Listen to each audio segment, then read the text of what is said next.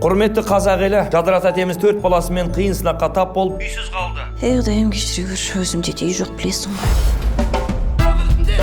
Ассалаумағалейкум, друзья, Қазақстан мен Грузия. Біз үйлі болдық, жеги. Біз семьяның ішінде біз ғана қалдық, ұялмаған.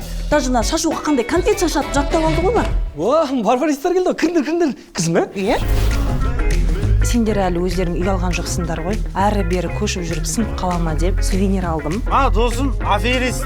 Документ бойынша ажырасып үй алған, екеуі бірге тұрады. Жалғыз басты аналарға үлготымен үй береді екен. Сонда сен маған ажырасайық деп тұрсың ба? Ешкім ештеңе білмейді. Ел жұрт бар емес пе? Ағайын туысқан бар. Мама білсе не болады? енді ЗАГСке барып арыз жазасыздар, сіздерге справка береді. Енді соттың қаулысы шығу керек, алимент бар. Ұрат, соғат, тепкілет. Ажырастыңдар. Алла разы болсын, аға.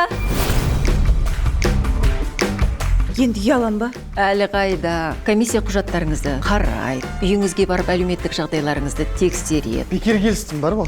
Жүре кел, тығыл. Шай, микропа естігі қойды ғой. Сен естің ба? Айжан мен Сырым ажырасты ғой. Измен ажырасады дедім, құмар ойын ойнайды дедім, ұрды деп айтыппын ғой, мә кешірші. Қатын ұрат, еше саған ақыл айтама, сен білесің ба, бытовой насилие екен? Мен білем ғой, мен ұрмаймын ғой. Мен ұрмаймын. Айжан өкінішке орай домашняя насилияның құрбаны. Сырым сияқты оңбағандарды біле жүріңіздер. Достар, Айжанға көбірек қолдау керек. Өтініш, лүпіл басып, репост жасайық. Болды, ойын бітті. Тоқтат бәрін, өтірік екен мойында. Үй алмайсың ба? Ұялам, но үй алам.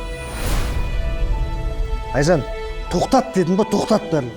Тоқтатпайым.